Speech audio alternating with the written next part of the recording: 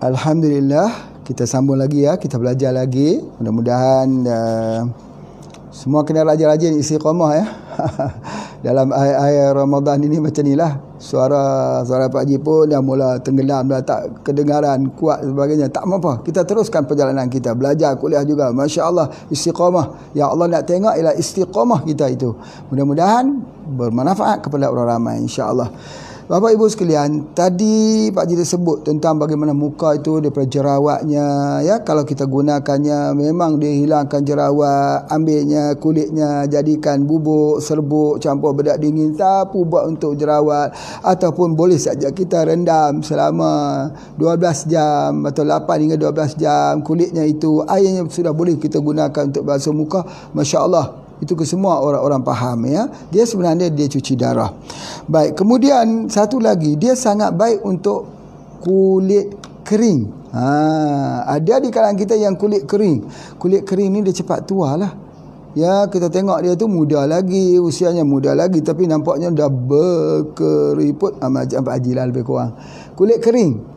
Pak Haji ni termasuk dalam kulit kering. Kulit ada dua, satu kulit berminyak ya, satu kulit kering. Ni Pak Haji termasuk kulit kering. Kulit kering ini maka dia cepat jadi tua. Sebab tu ada setengah orang kita tengok dia cepat tua, ada setengah orang dia tua tapi nampak muda. Pasal apa? Dia kulit minyak. Ya. Jadi oleh sebab tu macam mana nak buat supaya perlindungan kepada kulit kering macam kulit Pak Haji ni, iaitu dengan kita ambil daripada manggis, kapsul manggis, jus manggis, supaya kapsul jus manggis ini dia menjadi pelindung, dia jadi pelembap kepada kulit untuk mengelakkan dia daripada kerutan tua. Kerutan penuaan masuk Pak Haji. Masya Allah ya. Oleh sebab itulah maka selalu juga kadang-kadang kita lihat kulit ni dia tak elok di sudut toner dia. Toner dia ada hitam setompok sini, lepas tu dia putih sikit kat sini lah, lepas tu di sini jadi hitam dan sebagainya. Jadi kita tengok tak sekata di sudut tonanya itu, tonnya tu tidak sekata. Macam mana nak bagi dia semua sekata nampak licin saja. Itulah manggis. Apa yang Pak Haji nak sebutkan, tak ada lagi lah kosmetik yang lebih baik daripada manggis, tak ada lah. Kalau ada itu iklan orang yang iklan tu dibayar, bukan dia guna betul-betul. Dia tengok cari orang yang mukanya cantik-cantik, panggil dia buat iklan, pegang produk tersebut, dia tak guna apa lagi. Tapi ini terbukti benar. Jadi kalau siapa nak lawan kosmetik, mari lawan pertandingan kosmetik manggis. Kalah semua tu, insya-Allah. Ya, insya-Allah manggis tetap unggul, buah ratu, masya-Allah. Okey, sebab itu Pak Haji nak sebutkan dekat sini bahawa dia juga sebenarnya dia adalah untuk mengurangi keracunan dalam tubuh badan kita. Racun ya, depuratif. 3 organ boleh jadi lemah. Kita tahu lemah ini berartinya bukan dia penyakit ya, kelemahan, bahawa dia sudah tak boleh berfungsi, dysfunction. Apakah organ tersebut? Yang pertama hati. Ya, keracunan di hati ya, sudah. Yang kedua yang menyebabkan gastrik. Di dalam perut kita ini, keracunan di perut kita menyebabkan gastrik, mah. Macam mana nak ubat mah? Ubat mah ialah manggis. Ambil kapsul manggis itu, bubuk manggis itu. Sebab itu orang kata kalau ada mah tak boleh minum kopi. Tapi kita ada mah minum kopi. Sama juga dengan produk kopi radik kita, kopi radik merah kita ini. Kalau ada mah, minumlah kopi. Doktor kata kalau sakit tak boleh minum kopi sebab ya kopi ni asid, asam. Tetapi kopi ni telah pun kita hilangkan asamnya dengan 7 herba. Malah dia menghilangkan mah, menghilangkan gastrik. Banyak orang bila kita kata suruh dia minum kopi, dia tahu aku tak boleh minum. Kenapa? Ada 2 sebab katanya. Apa dia? Yang pertama gastrik, mah. Yang kedua, kalau dia minum itu nanti jantung dia dum cepat. Itu kopi lain, bukan kopi ni. Ya, kopi ni kopi obat. Dia kata migraine lagi kalau kita minum. Ya, migraine tu kopi lain, ini untuk hilang migraine. Ya, sebab dia bersifat kontra. Sakit kepala aku kalau minum kopi, sakit kepala. Kopi lain, bukannya kopi radik. Kopi radik tak sakit kepala. Itu yang Pak Haji nak sebutkan, ya. Baik, alhamdulillah, ya.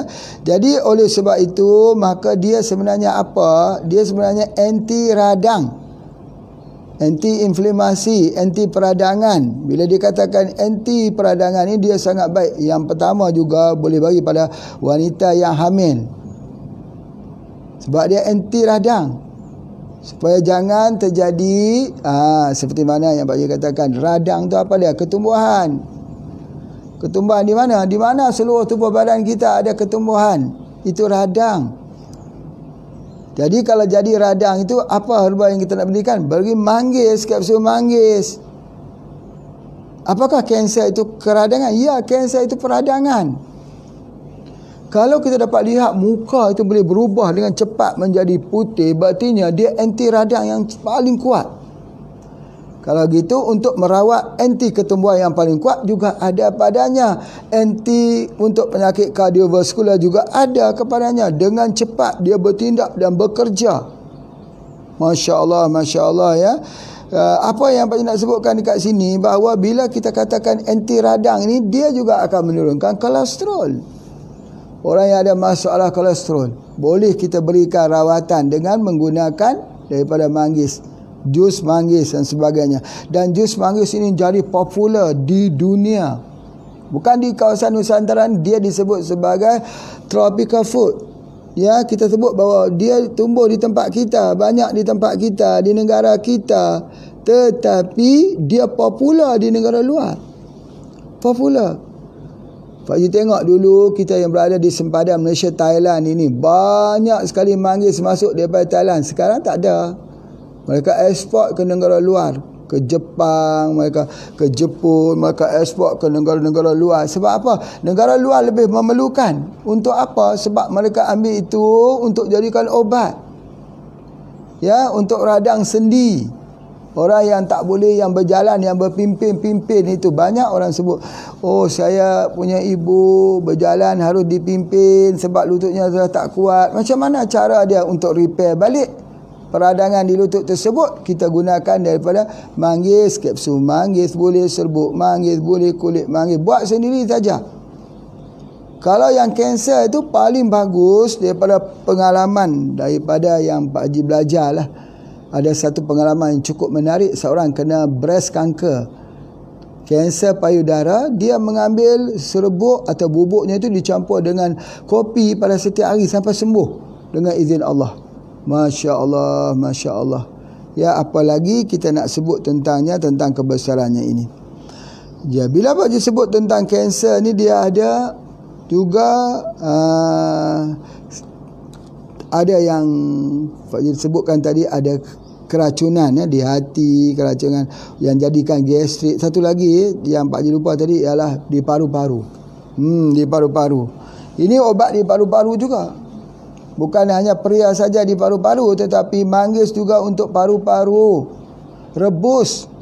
Macam mana? Ambil kulitnya itu, rebus selama-lama. Ambil airnya, diberi minum. Rebusnya 3 jam. Airnya itu kalau boleh 3 liter. 3 liter itu sampai tinggal 1 liter. Buahnya kurang lebih 200 gram. Lebih pun bisa juga. Sampai dia jadi itu. Kemudian kita minum. Masya Allah. Ini untuk paru-paru. Kelemahan di paru-paru. Kelemahan itu kalau kita pergi scan, nampak putih saja di tempat di paru-paru tersebut. Sama ada dia diri daripada yang merokok ataupun yang tidak. Alhamdulillah, Pak Haji sudah pun mengeluarkan produk untuk anti kecanduan rokok dan narkoba. Dah keluar dah. Jadi oleh sebab itu boleh mendapatkan di sini, di Yan ini, ya, dengan menggunakan daripada simulasi daripada air gunung Jerai ini yang telah diolahkan menjadi ubat untuk anti kecanduan narkoba. Masya Allah. Ya, jadi mereka yang nak berhenti daripada narkoba itu boleh dapatkan air ini. Ya, boleh dapatkan air ini yang insya-Allah dia akan hilang ingatan dia nak ambil narkoba dan ingatan sakitnya, sakaunya ketika kedatangan itu. Orang kena narkoba ni derita. Bukan orang yang ambil narkoba tu derita, tapi keluarganya derita. Wangnya habis. Habis wangnya itu. Dan hidupnya mula hancur. Rumah tangga akan hancur, pekerjaan akan hancur, dan hidupnya itu dia tak tahu arah tujunya. Sebab apa? Dia dipengaruhi oleh dalam tubuh badannya itu narkoba. Narkoba ini, oleh sebab itu maka Pak Haji keluarkan dengan izin Allah dalam bulan Ramadan ini. Allah memberikan lagi satu ilmu petunjuk bagaimana menghilangkan kecanduannya. InsyaAllah kalau tidak ada permasalahan, dalam 5 liter saja air dia minum, dia boleh flush semuanya. Dengan kehendak hatinya yang sungguh-sungguh, tidak ada sakau lagi, tak sakit lagi, dan dia boleh jadi manusia yang hidup baru, manusia yang orang kata yang seperti orang lain. Termasuk juga kecanduan merokok. Jadi alhamdulillah dengan izin Allah, ya, baru-baru ni Pak Haji nak sebutlah bahawa ada di kalangan kita, saudara-saudara adik-adik kita, saudara-saudara kita yang datang ke PPM ini, mereka nak insaf. Mereka mengambil narkoba, tapi mereka itu nak insaf, tapi mereka tak boleh tahan. Jadi dengan sebab itu Allah bagi hidayah terus. Langsung Allah menghantar kepada Pak Haji ilmu ini. Bagaimana cara untuk menghilangkannya. Masya Allah, ya. Jadi insya Allah bagi mereka yang ada masalah narkoba, bolehlah datang ke Yan ini. Tidak perlu datang orang yang ada narkoba tu, yang isap narkoba tu. Datang orang nak beli saja. Nak beli saja. Kita menggunakan satu konsep yang sangat-sangat indah, iaitu konsep untuk mengeluarkan dia punya keracunan tersebut. Ya, Masya Allah. Jadi itu yang Pak Haji nak sebutkan. Dan selain daripada itu juga, daripada kulit ini, daripada kulit manggis ini juga untuk penyakit TBC ataupun TBC, kerana dia adalah antibakteria. Bila dia antibakteria ini, dia ada untuk menghilangkan penyakit TBC. TBC, ya, yang kurus kering, batuk kering lah, orang kata batuk kering tu. Jadi kalau batuk kering itu kita boleh gunakan. Begitu juga dengan ini, kita boleh rebus campurkan tadi dengan madu lebah. Campur dengan madu lebah. Bila kita campur dengan madu lebah, dia jadi ubat batuk. Tapi kalau orang batuk kering, lagi bagus kita gunakan. Itu antara kelebihannya kita menggunakan daripada kulit manggis ini. Masya Allah. Baik. Kemudian seterusnya, apa yang Pak Haji nak sebutkan dekat sini, bahawa kita boleh ambil dia dalam pelbagai bentuk seperti mana yang Pak Haji sebutkan. Kita boleh buat dan boleh dicampur dengan herba-herba yang lain seperti herba untuk pemanis dan sebagainya.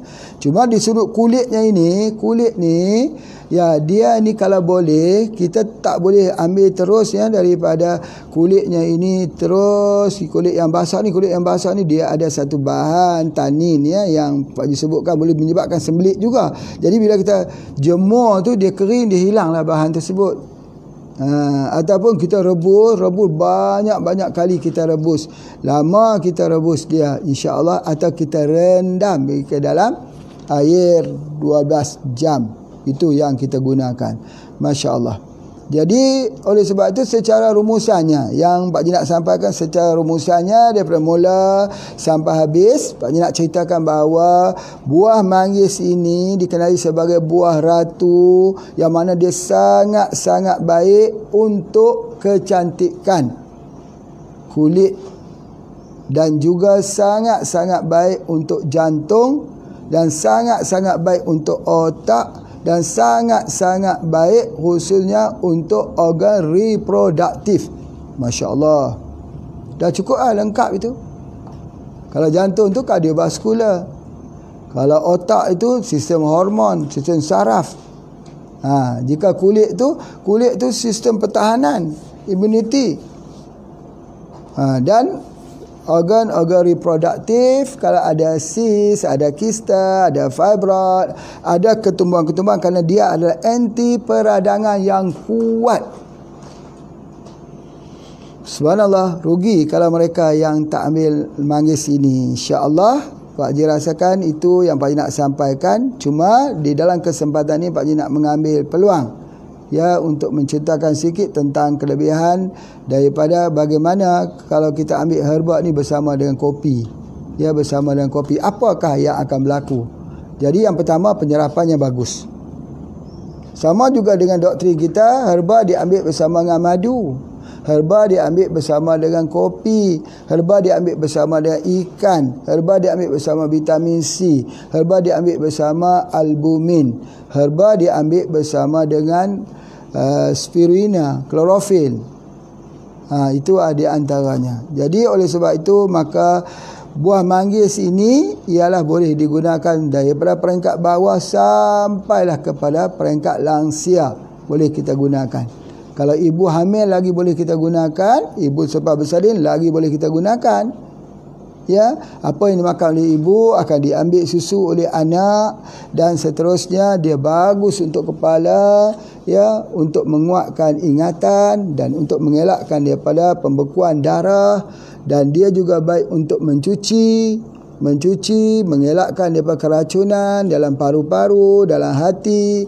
Ya, mengelakkan keracunan berlengketan, kotoran-kotoran di dalam usus, supaya dia tak jadi karsinogenik, dia tak jadi racun, dan akhirnya tubuh badan kita akan fresh. Dia datangkan tenaga, boleh ambil pada isinya, boleh ambil pada kulitnya di sebelah dalam, boleh dikeringkan, boleh direndam dalam air, boleh diekstrak. Tapi Pak Haji tak suka ekstrak. Itu saja yang Pak Haji nak sampaikan. Baik, terima kasih semua yang mengikuti kuliah pada hari ini. Kita bersambung lagi pada esok hari. Assalamualaikum warahmatullahi wabarakatuh.